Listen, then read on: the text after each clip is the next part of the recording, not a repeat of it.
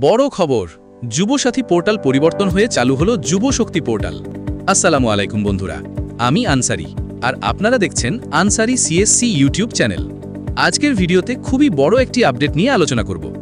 যুবসাথী প্রকল্পের পোর্টাল পরিবর্তন হয়ে এখন যুবশক্তি প্রকল্পে রূপান্তরিত হয়েছে।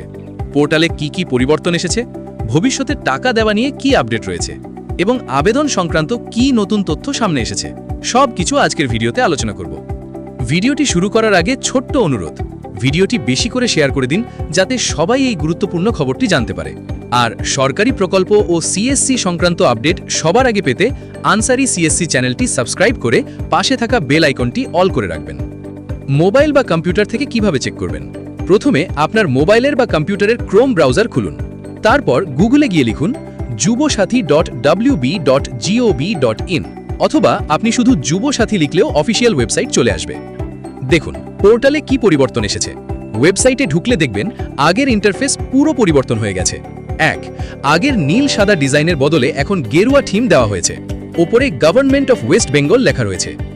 wb.gov.in ডোমেন থাকায় এটি সরকারি ওয়েবসাইট। সবচেয়ে বড় পরিবর্তন হলো আগে যেখানে যুবসাথী লেখা ছিল এখন সেখানে বাংলার যুবশক্তি লেখা দেখা যাচ্ছে। পোর্টালে এখন কি অপশন রয়েছে?